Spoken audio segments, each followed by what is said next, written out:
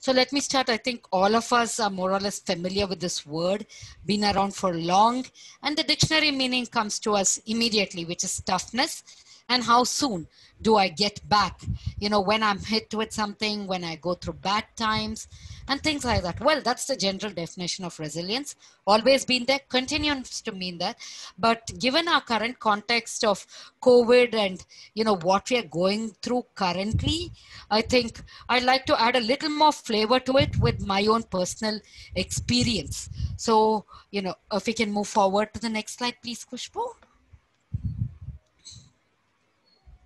Yeah, so as we move forward, so basically in English language, the word resilience, I start from the basics, typically, build from the basics. So the capacity to recover and the toughness. So we all go through challenges in our life, nothing new, and we recover and we move forward. But given the current context, what I'd like to add is what hit us with COVID. So I'll just like to bring up a picture to explain how I felt. We had been hearing about COVID, I think, around New Year's, if I'm not mistaken. We saw it in news, WhatsApp messages. I remember, and how could something like this be? And then it dawned that the whole of the world is here.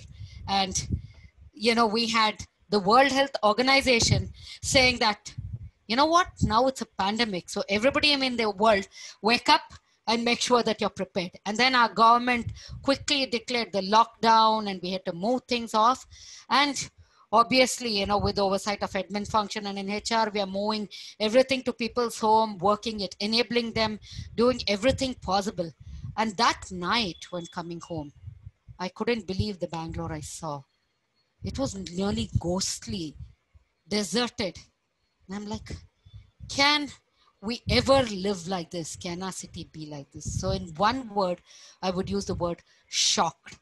You can't see me here, but these were the roads that I took home every day, and we were stuck in traffic jams. I was just having a chat with Murli earlier, and we said we spent the maximum time out of all Indian cities on the road. And here you are, you're scared and you want to see another vehicle on the road. So that was my experience, and I moved on to resilience from there. So I'm hoping this relates to you all irrespective of the city. I think the whole country more or less went through this, and the world in different forms, except for a few countries which decided not to go with the lockdown. And then you come home, and when you come home, you're seeing the shops closed or long queues in front of shops that sell, regular use items, your groceries, your food. And we had taken things for granted, hadn't we? Anytime we could go out, we could pick up anything. We could have our choice, including choice of cookies, choice of whatever we wanted. And you are being told by a police jeep on the road saying everything's going to be closed tomorrow. So what are you going to do? So that continues. And as you come home and think through things, you start thinking a little deeper. Can we move to the next picture, please? So what happens as you think picture? Immediate reaction is anger. What are these police guys doing? What's the government doing? I mean, we have to work, we have to live. You can't just shut down things. Otherwise, there cannot be a virus like this. You resist the entire idea. I mean, we invest in science and research as a race, if not our country elsewhere. There are medicines which cure viruses. How can this ever be the case? There's something wrong, The TV channels want their TRPs, as they call it. They want viewership. They're playing all of us up that we can't go out tomorrow. But at the same time, with all this anger and disbelief raging in your mind, the way I took it was, let's find out facts. And facts from the sources and not our TV channels which hype up things, not, God, WhatsApp now, from God, Google these days, it's become the WhatsApp universe where you see so many things and you don't know what's true or not true. And then I got onto the WHO website. And also our history was something that came to my mind. Have we really survived anything like this? And then we go back and do some information search. And what do we find? Yes, such things have happened in history as recently as 100 years ago. And global warming, something that our scientists have been warning us of. Lot of research being available for more than a decade now, warning that things like this could happen. but we all never really looked at that information. It never really came out, or it didn't get the importance that it wanted. So it is reality. There is no running away from it. There is no disbelief. So I move on to the stage of accepting it. I mean, tomorrow morning, I've got to do my work, whether I do it from home, whether I do it from office. We've got to do what we do to survive. So from there on, the calmness sets in, which is, a greater acceptance of the way things are. If they are like this, they are like this. And science shows it to me, authentic sources show it to me. So does that mean I stop working, stop cooking, eating, doing the things I'm doing because I'm in a state of shock? No, once I accept it, I look forward. So now how do I handle things? What is required of me to take things forward? And that's the acceptance. And from acceptance comes hope. Once I accept reality and I accept that I can still go on, that each one of us can do great things. This is not something that we haven't faced before. And we have the resilience, we have the power in us, the energy in us, the capacity in us to move forward comes hope. So to me, Ankita, very briefly, this model is what is described as the SARA model. And that's what, resilience has meant to me, moving quickly from the S to the H, which is from shock to hope. And just for everybody else who's on the call, there can be times that we go back to shock again, we go back to disbelief again. It is normal. That's how we as human beings are. And this comes into play every time there's a change. It's just that this time the change is very big, so it's a much bigger shock. But then finally, when we move to acceptance and to hope, is when we start looking forward with positivity. And to me, in the COVID situation, resilience has meant quickly moving from the S to the H and getting over my iterations of moving backwards each time to the disbelief and the anger, and being able to function as a productive and a happy person moving forward. So that's been resilience for me, Ankita. Right. The COVID context. Yeah.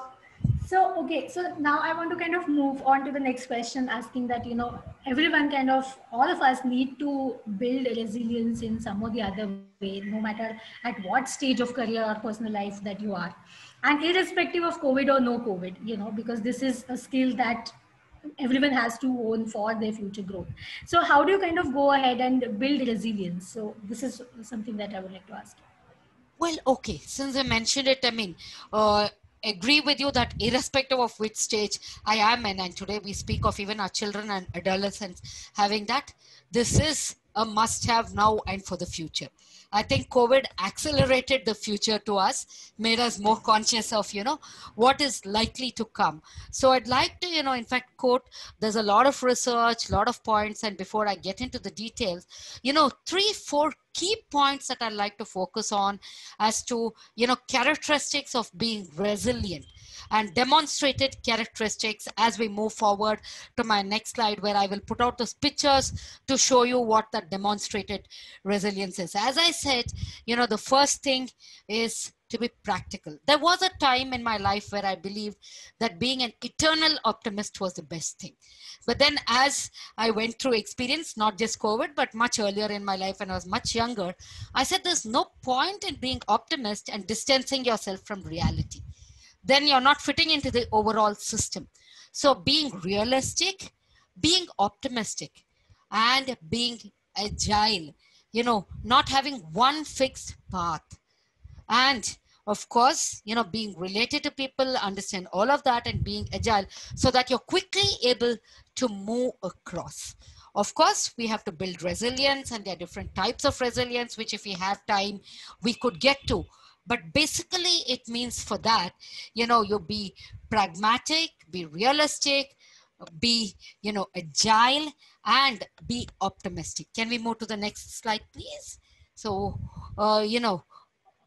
okay. Sorry, we can move back. I thought we had another slide on the resilience definition. Okay. So to me, that's what it means to build resilience. Kushbu, you can go back to the previous slide. I think it's premature to get onto this. So these are some general tips in terms of jobs and the focus. In fact, that was a slide that Kushbu just brought out. I think it is not like COVID changed the job scene dramatically and is the only thing which changed it. So we can move forward to the next slide, please. So if you look at what the World Economic Forum had to say, even before COVID, this was said that, you know, jobs are going to become obsolete. And I think this happens every time there's the technology enablement. We are moving to digital now. Simple example which comes to my mind, when candles went out and we got power. Oh my Lord, all the candle makers are going to go away. How are we going to survive? Is a question that people today ask it in the form, if you get driverless cars, what's going to happen to all the drivers, their livelihoods? Yes, we have to be empathetic. We have to think of society. But I don't think we'll be able to hold back what technology brings us. Because we embrace technologies in various ways. It enables people and technologies to make life easier, make us happier. So we are going to go forward with it. But there will be a positive effect of that. It's not a negative effect. There's going to be a net positive, meaning that the number of jobs which phase out and the number of new jobs which are created, there will be many more new jobs for us to fill. For my fraternity too, we'll have to look at talent or build talent to take on those new roles, to take on those new jobs. So from a resilience perspective for careers, no dearth of jobs is the way it is. But there is going to be a change and a big, huge wave of change. How do we manage this? How do we be resilient for our careers? Well, we better get prepared with the skills required and what we need to do. And here I draw upon another piece of research from the World Economic Forum with a table that will show up to you on the next slide. The skills, there's a shift in the skills that is required.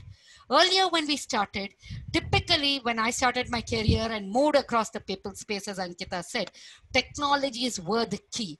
Are you an expert in this one technology? We used to call it T-shaped skill when hiring and also when we manage our resources. So you have some understanding of the breadth, but then you need depth in one line. Today, we are at what we call as a comb-based structure. And within that, if you look at what World Economic Forum had to say, the people skills, things that have to do with our behaviors and how we are as people is rapidly gaining increasing, importance. Why? Because technology changes very fast. Shelf life of technology, half-life is what? Less than 5 years. So I learn a language today, I master a tool today. In 3 years, sorry, you're going to have a new tool. So I see learning and the growth mindset as two key aspects that one needs to focus to be resilient with, of course, following what's latest in the world and staying abreast. A lot of work, it's not going to come just like that, but then we've got to invest it to stay right on top. But then the point I'm making is how we are as humans, how we are in our behavior is becoming key skills, because that can dictate how we learn and what we're delivering, and not just one or two technologies. Because technology, yes, we need to master our tools, we need to master, they will keep changing. And that's where I say I call myself a lifelong learner. What I used 1 year back and the tool I use now could be rapidly different. How I did 1 year back to what I do now can be completely different. If I'm going to hang on, we are, sometimes creatures of habit, comfort. We build our comfort zones. Well, then we might not be that resilient. So that is the future of our jobs and our careers today. Right. Yeah. Kushbu, can we go to the next slide? Okay. I think this is what you're talking about when you were talking about the key aspects, if I'm not wrong. Yeah. So, it's like being realistic. And thank you for bringing this slide up, Ankita. I think 2 more points. Right. Purpose to our life. If our job and our work and earning money is our purpose, yes, it is sustenance. If we go back to Maslow's hierarchy of needs, I would put it at a very basic level. If you refer to the book Drive, which has come out, and the things which motivate people at work, I think we are a generation who are lucky, who are blessed. We are far ahead of only that pure survival. But at the same time, that doesn't mean we don't have to be agile. So it's for each one of us to find a purpose in what we do. Like I was just sharing, I think when I spoke with Ankita or somebody, from Shane earlier, I was saying my purpose in life is to enable the development of one person at a time, one day at a time. I know I can't take everybody together. I know I can't do it, so I'm practical. But that doesn't stop me from having a purpose of the difference I will make to people. That comes because I'm very clear of the purpose. So irrespective of whichever methodology I use to hit the bull's eye, I still hit there. But I have several various arrows. So it's for us to build those arrows. It's for us to see those things in different light and to have, the bright colors to move from one to the other. If you see the candles there, whether it's a blue candle with the orange wax or the green one with the bright light, it doesn't matter. Quickly, I should be willing to shift paths and not hold on. So that these three terms, these four terms always relate to me with resilience, saying there's no point not being practical, pushing against the tide. At the same time, within this, how can I adapt for my purpose? And within myself, being convinced I can do it, being willing to take different paths, being willing to change. So that is resilience for me in a nutshell, irrespective of where I am in my career.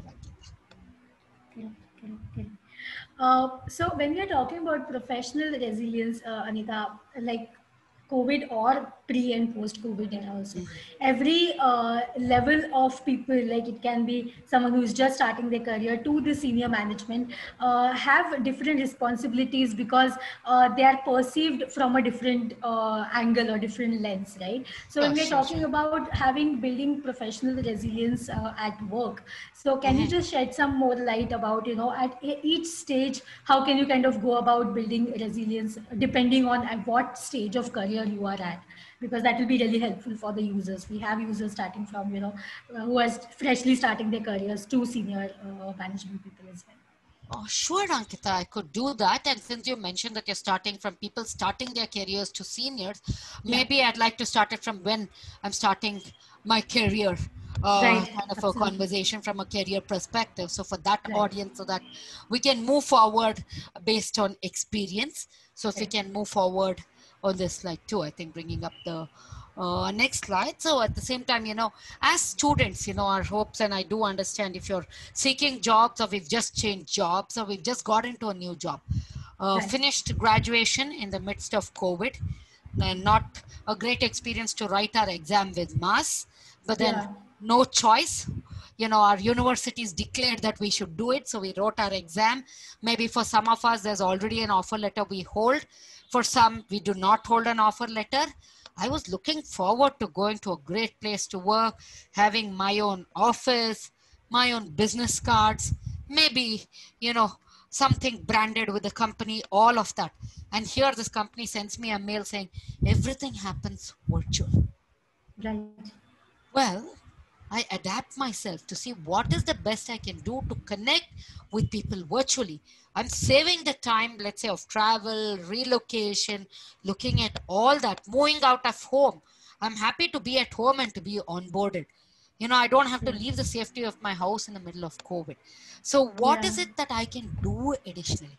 If I were to put it differently, when I'm coaching somebody, I'll ask, what is the one thing you wish you had learned better or you would love to learn and you couldn't in your course? Is there something like that, some regret you have? And typically, people do have something. So why not use the time you would have used for your travel for that? Why not look at what more you can learn, how you can be productive? And you're in some ways luckier than we people. We went to office, started our career with being told, how we move forward. Okay. And Khushbu, can you go on to slide number 11, please? Yeah, thank you. Yeah. Just a slide before that. Yeah, thank you. Yeah. So at the same time, what I see people starting their career, our interpretation is hard work. Yes, good. Our professors have told us that. Our parents have told us that. India as a country that's our culture, and even other cultures have that. We're starting a career. I need to slog it out to make a mark. And in that, I've seen a lot of youngsters ignore their health. My appeal and a point to be resilient. There is something called physical resilience. I need to have the stamina. I need to have the energy. You haven't yet experienced the workplace much.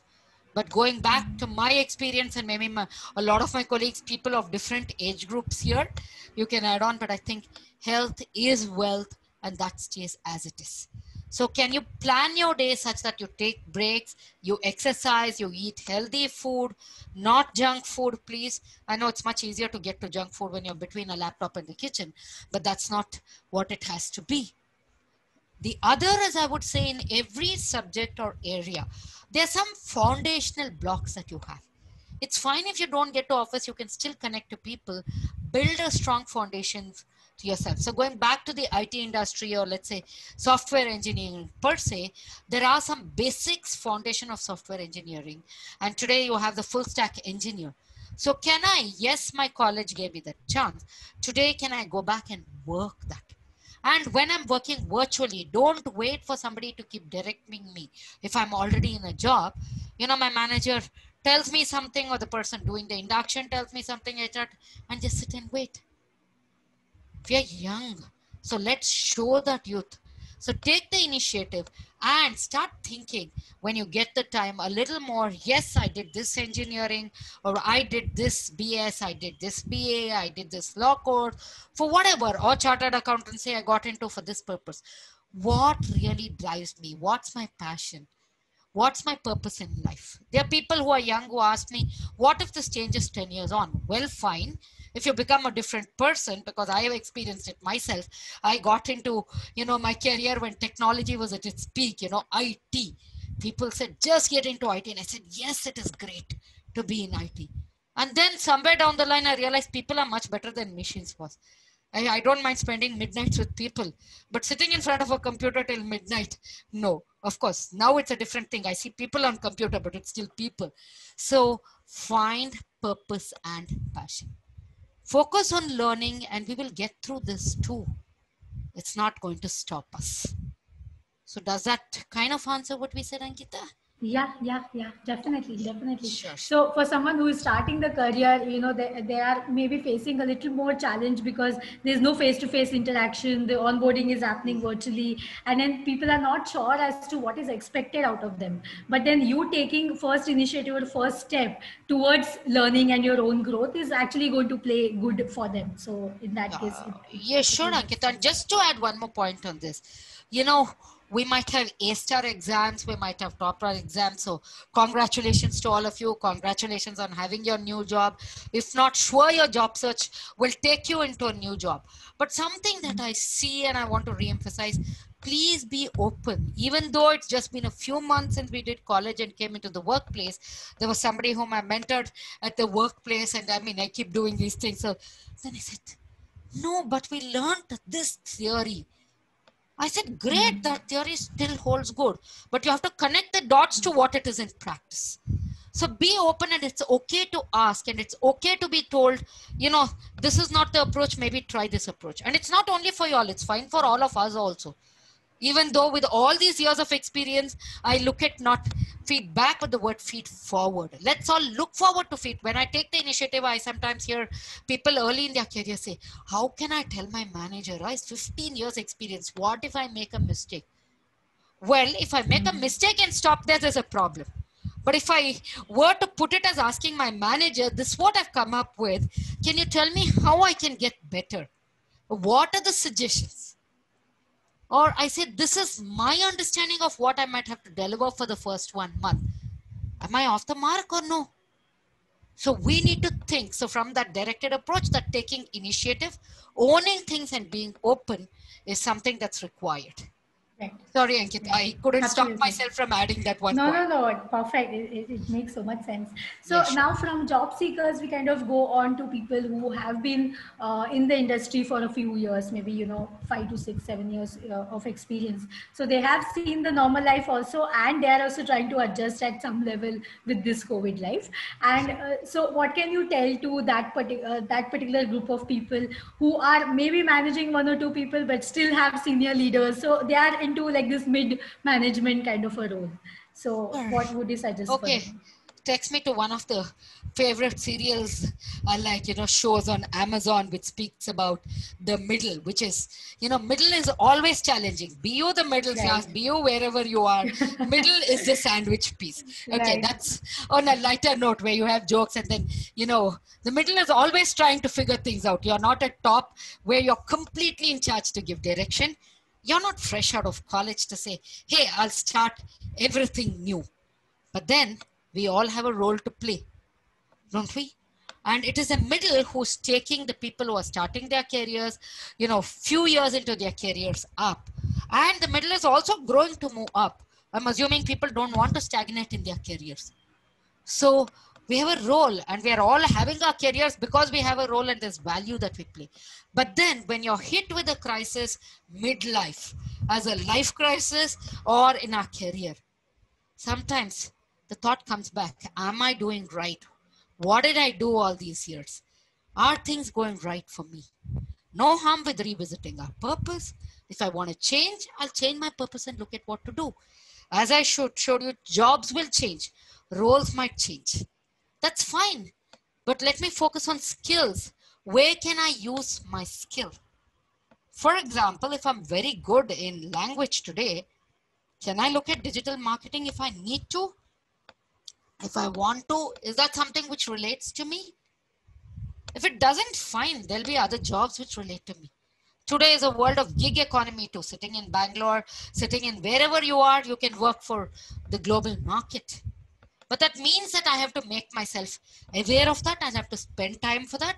It is a little upsetting, as I said, in fact, shocking for people other than I think the new careers, the mid-level and senior. It's just shocking that you're suddenly moved out of everything we had kind of built over the years. Maybe at least a lot of things, not everything, but a lot of things. And then comes the second challenge. We are shunted into home.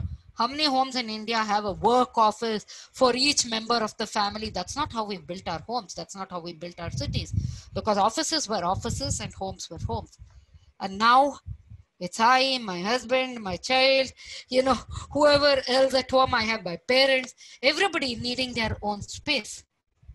And you can be called by people anytime. You're operating from home. And then, lo and behold, after 3 days into it, for me, the realization was there's going to be no work. It seems to be all meeting work. Because all the time I seem to be in meetings. Because when I was in office, on the floor, we did some other work. You met people. There was some work outside. Now, most of it came into meetings. Because I have large teams, I have different groups, I have to do this. Well, then when's my focus time? I found myself asking. In office, I sat at my desk and did something sometimes, no? So that brought me to the point where I would like to say is time management and prioritization. We are mid-career, so nobody is going to tell us that. We have to decide for ourselves, revisit the purpose. Am I on the right track? Do I need to make changes? And, decide my time, sensitize my family, make space in my home. Nobody else is going to do this for me.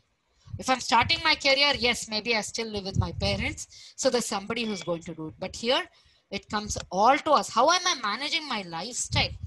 How am I managing doing other things also? Because now that clear line which demarcated office or work and home is no more there. So what we call from, work from home, and then we used to say work-life balance to work-life integration. This was spoken of a few years earlier. We had never looked at it in this way though. And we are mid-career, but we might have been used to. There are organizations where, we sit where our vice president is nearby. There are global organizations where my boss is right across the seas and I don't have to bother. But whatever be the setup, this is the time we need to be proactive, take the initiative to support our teams and to support our leadership, not wait for things to pan out, which then means some of the learning that I had earlier in my career, I might need to unlearn. If you look at what we speak today, we say that people who do not learn, who are unable to learn, will be the illiterate in today and tomorrow's world. It's not reading skills, writing skills, mathematics skills. That's what we used to call as literacy earlier. The way the world is moving, I should be learning all the time. So unlearn and learn. The reason I use the word unlearn is a lot of times it is missed out. You have to learn new. But the way we are wired as human beings, let's face it, we grew up at an adult stage of life. We are more experiential learners. I have all my experience behind me and I need to be able to relate things. I cannot, it's not no more like in a classroom where a teacher tells me that these are step 1, step 2, step 3. Yes, I will still take training. I will take learning, look up various portals, take what others have said. But if I'm not able to relate it, join the dots in my mind might not help. So I need to be willing to unlearn and learn. And where can I give more value to the organization? What different can I do in this context? Whether it be my own organization or somebody else's organization, where? And something that I've observed, including, wherever I've worked, is at the mid-level, we tend to, because we had more control over things, and now a lot of things we had control over, we feel that the control is lost. Well, if it's lost, it's lost. There are some things we still have control over.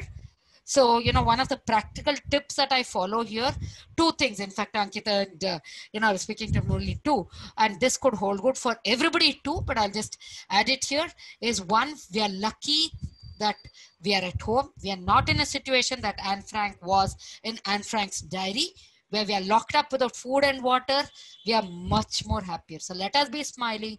Let us be happy. If we can, maintain a gratitude journal. I know people say, yes, I know I have all this. But when you write it, it goes into my psyche, my brain, I remember. So if you're feeling yourself not so resilient, not so positive, you can maintain a gratitude journal.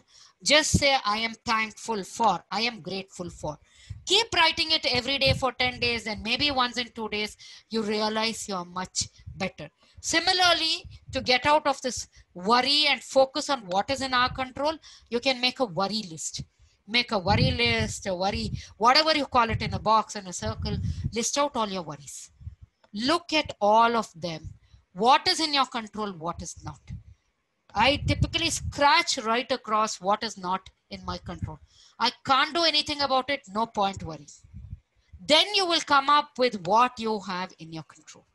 What I have, what I'm able to influence. Focus energies on that. If there's something that's gone out, there'll be something else which will come in. So there's enough and more for us to contribute to this world and work. So that's at the mid-level, Ankita. At the same time, I covered some points which might be relevant to others too. Absolutely. Now I want to kind of shift to the, according to me, which is the most critical segment of people who are at the CEO position and at the highest management position, or entrepreneurs, because everyone is looking at them for answers. And unless they build resilience for themselves, they are not going to solve anyone's problem. So how do you what would you suggest for that kind of group? I think they're very critical role holders, as you rightly said. And the one thing which happened with senior leadership, I think all senior leadership, to their credit, acted very swiftly. The day the WHO pandemic announcement came, the day the government announcement came, you as a leader, there is no more passing the buck. As you said, you're the entrepreneur or you're a CEO. So you've got to make those decisions and make them quickly for the survival and the continuance of whatever you're doing. Be it a business, be it an NGO, be it whatever it is, even a school, education, so whatever it is. So that rapidly getting into action, being able to review things on the ground. And of course, this doesn't mean that the leader does it herself or himself alone. But you're taking your key leaders, you will have a leadership team with you, which I think we are past that swift action stage, but we continue to be very fast now in terms of our action and reality. What are my product lines or service lines? What is likely to get impacted? Because we all know there are some industries. Travel is not something that people can do now. Socializing a lot, going out to hotels or banquet halls, not to be. So there are a lot of things. Retail industry also shifted a lot to the virtual mode. You just ordered online and got your groceries. So do I really need so many shops? Are shops gonna?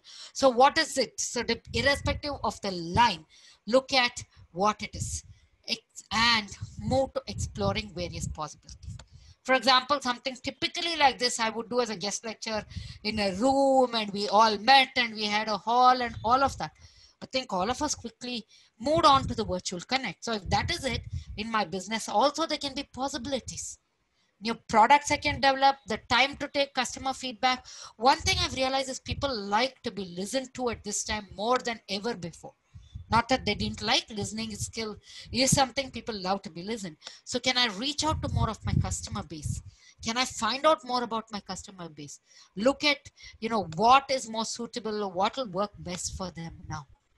Explore those possibilities and leverage the strengths as an organization as much as yourself and people. Every organization has some strengths.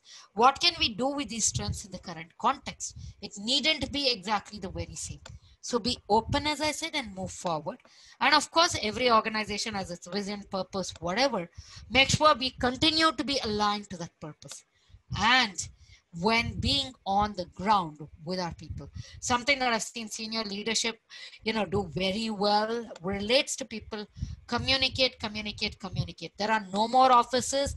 I'm not able to see people face to face, see how they are feeling today, to offer them a cup of tea, to walk across to each other's cabin. So there is nothing called over communication in COVID world.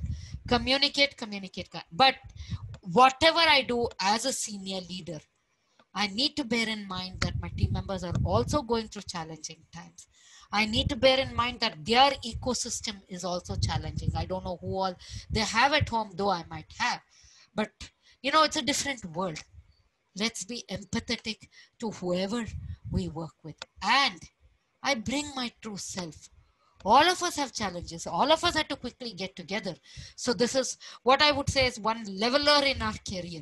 All of us who are in our careers now can quote this as a resilient experience that we had in our own ways. So this is what makes a difference to our people, and all of this will make me a role model for my people. So when I role model resilience, when I am able to speak, communicate in meetings with a smile, with a clarity, and that I'm convinced that, hey, business is fine. We are getting back to normal. Not now. Yes, realistic, maybe 6 months, 8 months, we don't know. But then we will move there. And this is what we are doing now so that we are aligned to our purpose and we move forward. I think, great things that will influence everybody in the organization or the space that we work in our career. Absolutely. Thank you so much, Anita, for that. So now, we have kind of gone through what is resilience to how to build, and at every stage, how can you kind of go ahead with it. Now, I would just like some opinions from you in terms of there's a process in which you kind of start the exercise of building resilience. So in case you have any tips or any practical things to follow, like how if we can cultivate some habits to get into the mode of resilience, if you can share some of them with us. Sure, we can do that. I had that somewhere, I think, in between in my slides, but let me just kind of speak through it. I think slide 9 and 10. So, you know what, Ankita, this is something passionate to me. So I think I've kind of put out some points earlier too. We can stay on this. So one thing that I'll say is plan my day. You plan your day and have time slots with your time management. Keep some time to do something outside of work. Outside of, when I say work, it can be my career work, it can be work relates to my house. Because at least, a lot of us who are ladies do things at home, and today even the men do it. So I do respect them for that. So all the husbands who support their wives, otherwise we wouldn't have been where we are. So we do thank them. But then outside of this, adulting tasks, as I would call, and one is adulting tasks, home related, even if I like it, and my work related. Have some time, me time, focus time, do something I like, socialize, make that a habit. Why? We all know we have happy hormones. So the happy hormones, get generated more, my health is better, I'm positive, the mood control is better. So my laughing, having jokes, spending some time with others is something which influences that. And exercising. Of course. So I've put down here being pragmatic, which is understand now I can't go to socialize everything. So what can I do? Keeping the gratitude journal, which is a being grateful. That's an habit which really makes a difference. Made a difference to me, would make a difference to you, but won't change things immediately. So it requires some persistence. So I write it today. Then I say, hey, throw the book out tomorrow. No.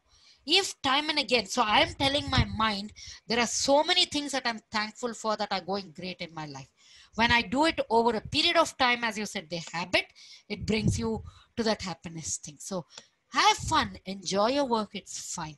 And at the same time, I keep going back to purpose because we as human beings are today in a world where it's no more fight or flight, no more get your food. We relate to much more in the Maslow's hierarchy of needs. So keep focusing on the purpose. It doesn't matter that the whole setup has changed. And can we move forward, please? Exercise is one, type of food and the way we do. Other two key points, some points as to how, as I continue building my resilience, become self-aware of my strengths, my pitfalls, where I don't do great. What can I build for myself based on my strengths?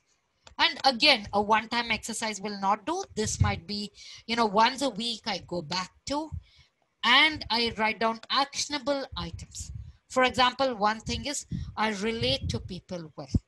So can I do one or two calls outside my direct team, outside my direct manager to just connect with people? So that's the stay connected. Also, there's a very good piece to staying connected. Please make it as a habit in COVID days, if you ask me, because we are social beings. So be it through virtual mediums, through phones, whatever be the methodology, we are lucky to have that. We are not in the situation where, our telecom or technology doesn't work. It's important to have people. So generally in life itself, to build resilience, I'd say we'll have to have relationships we can rely on. We should have a network and a group, and there are different levels of network analysis, all of that. But at least, a close network, some relationships I can, rely on. I can just speak to them, makes me feel better. I can just see what people are going. Make that a habit. Every week I try to say, I will make at least 4 calls to stay related to people. Or 6 calls, depends on the time. Each one can make their own target. Important to write down your goal or your target so that then you will follow it. Otherwise, you will end up forgetting it.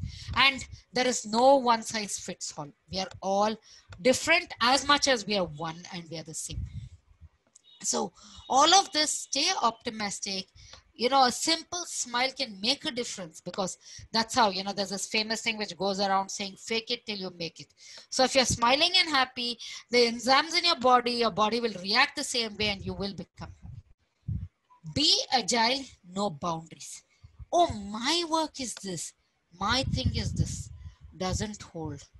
Even, if you were to look at any resilient person across careers, across, even sports people, physical resilience, anything will have to be agile, quick and moving, and adapt a growth mindset, something which makes a big difference to me, something I'm very passionate about. And the picture there says it all for me.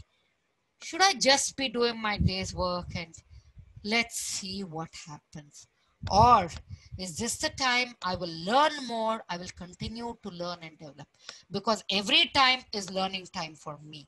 And one reference I make here is the book, The Mindset. Lot of research by Dr. Carol Dweck, and that was when the growth mindset came. And there are ways when I speak, I can use the fixed mindset versus the growth mindset. So I invest myself heavily in the growth mindset because that will keep me going, makes me a resilient person, because it gives me the belief that I can learn. I don't have to have, a particular level, a particular standard. Given wherever I am, I can move forward. And that's the growth mindset for me, which helps build resilience. So in general, those are the practical takeaway things that each one of us can do when we go back from here. Right. That makes so much sense, Anita. Thank you so much for that. Yeah. Okay, so now we are kind of covered as to what we had to cover, and what I'm going to do is I'm going to open the session for the people to kind of start asking questions. So, audience, Sure. in case you have. Yeah, sure, Ankita. Before you do Right. that, just a quote, that slide, Oh, Kushbu okay. about the slide. I just Yeah. wanted to relate to, one of my favorite quotes and somebody I look up to and what she said. So Maya Angelou is a poet in America. And one of her things is, we have to be adaptable, agile. But that doesn't mean we feel reduced, we feel guilty, we feel not capable by it. So I'd like to close, Ankita, before we open for questions by saying, I can be changed. I can be Hmm. changed by what happens to me, but I refuse to be reduced by it.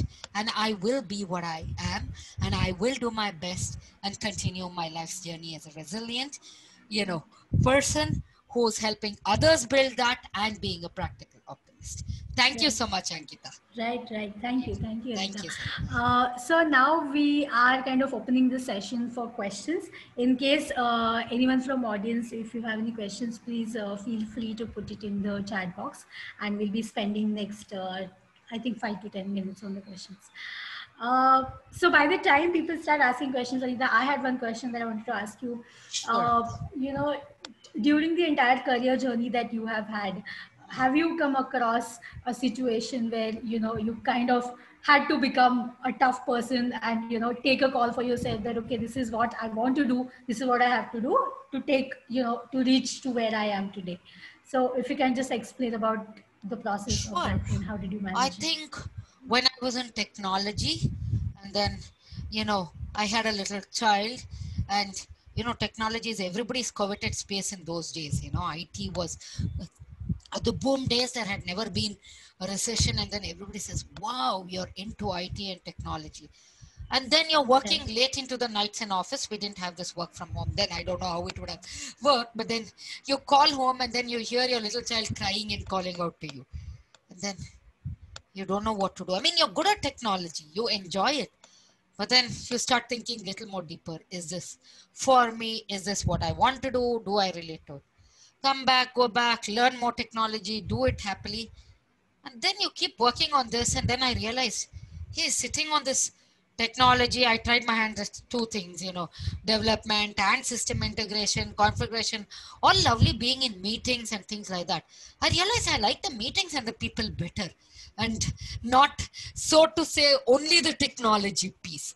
And it was a tough decision to make. I had a coach and a mentor, and in fact, my mentor, whom I'm still thankful to, is today a very senior leader on the global front. And he said, if you like people and people interaction so much, what is stopping you from going there? I said, but I'm a technology person, right? Typically, we've just started our careers few years into our career. That's how our mind thinks and groom. And then I sat back and looked at it and said, maybe their careers in other space too. The only thing I'll have to do is to qualify myself. Of course, a lot of people thought that that was not the right decision for me to make. As you said, it's a tough call, but one makes for oneself.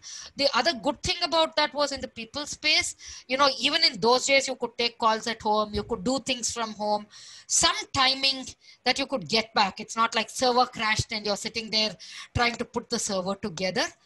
And I somehow liked learning a lot too. So related to me, being a learner is one of my strengths. So a place where I can learn and I can help people learn.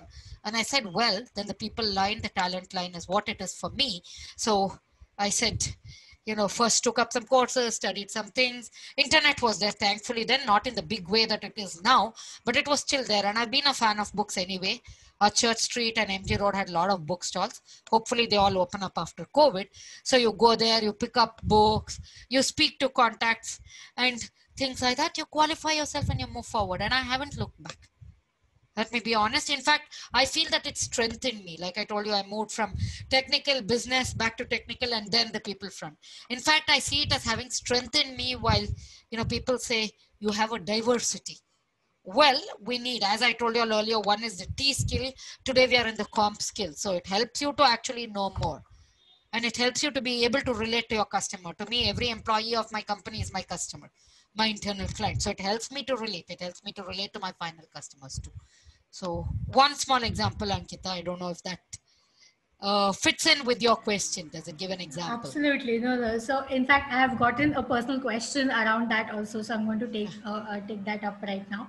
So Sure, sure. the question is around like the way you said that, people actually get into this mode of starting something on their own. So they have a steady job. Then from there, they kind of, have their own passion and they kind of move towards that.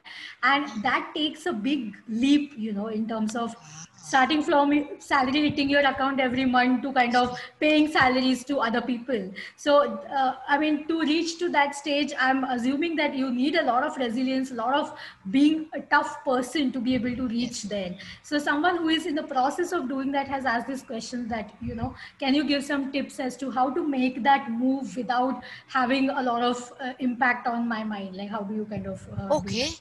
One thing is be very clear and convinced about purpose. The other is be practical. I'm still a practical person, so I do some planning to weigh my pluses and minuses. Typically, paper and pen person, I make 2 columns. Now you can do it in Excel, saying what will be the plus of this, what will be the minus of this. Where do I see myself moving forward? See, sometimes you can feel that this is my calling, but whether it is or not, we don't know.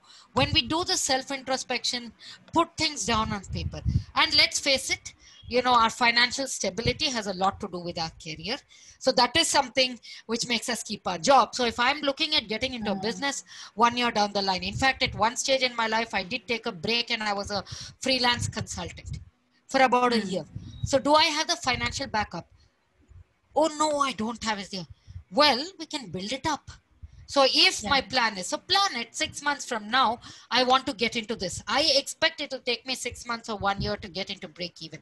So can I start planning my finances, putting it across?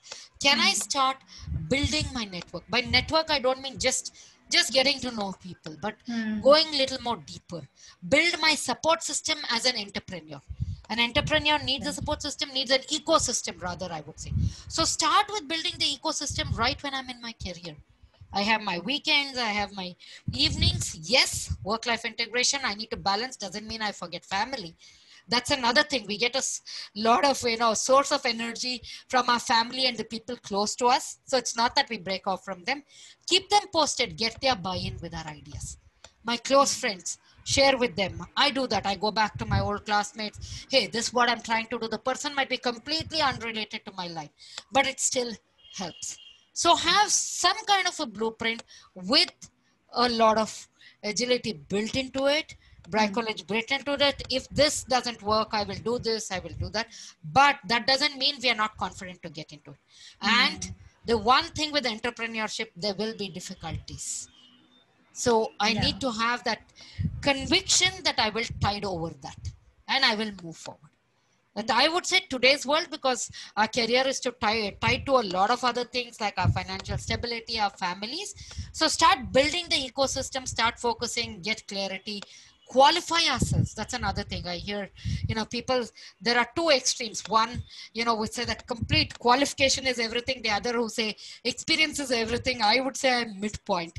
I still Right. need my qualifications. I need my research. I need the best of both worlds. And I'm lucky to have had that.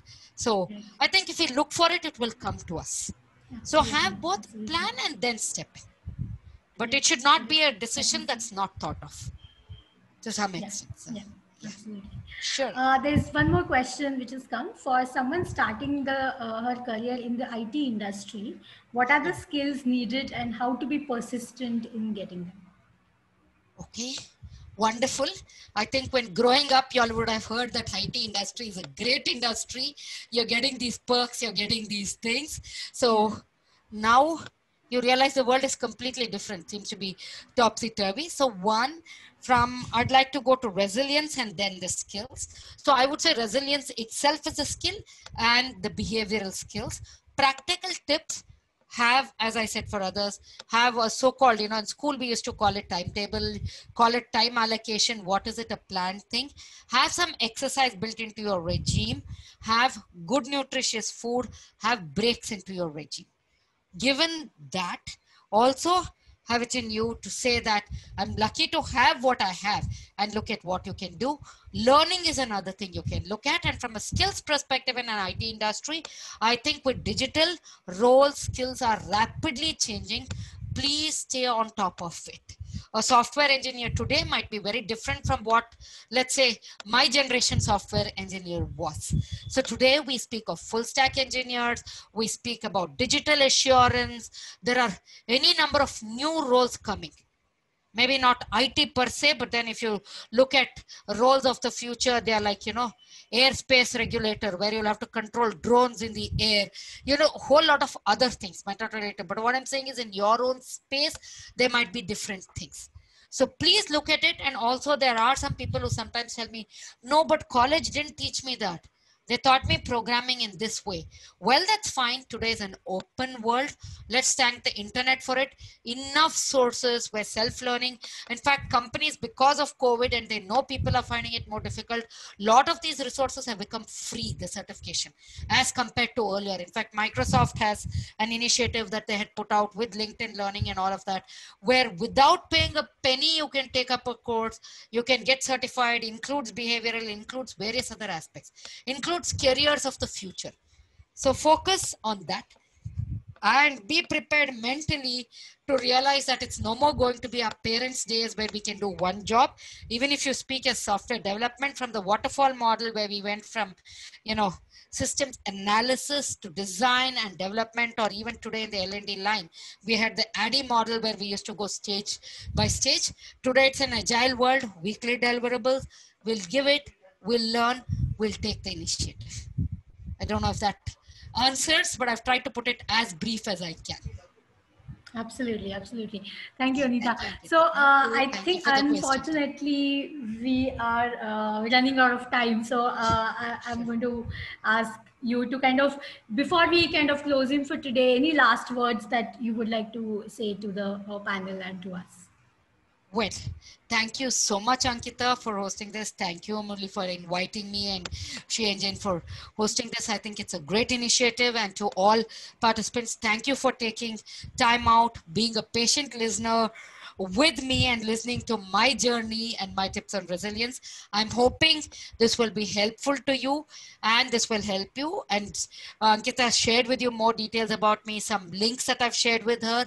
And if anybody does really need somebody to reach out to, well, I think, SheEngine is creating an entire ecosystem, and in some ways, I'm now connected with them. You are now connected with them. Let's keep our ecosystem going, and I'm sure we will all get through this together.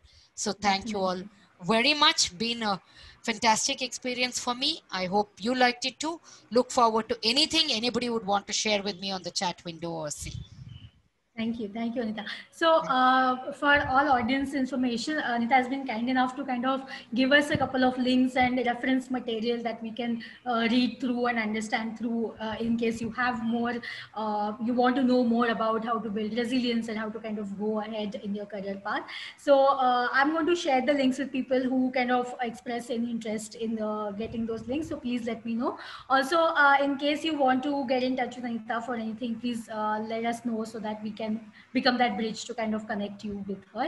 Having said that, I want to thank audience for coming and attending to this session. Thank you so much. And Anita, thank you so much. Gratitude to you that you actually spent so much time since yesterday. We have been speaking about the presentation and you have been really kind of enthused to kind of get ideas from us also. So thank you so much for doing that and spending so much time with us from your busy schedule. And yeah, I think that's about it. Have a good evening, everybody. Thank you. Thank you so much. Thank you all for putting this together too. Thank you. Thank you. Bye-bye. Have a good evening. Bye. You too. Thank you.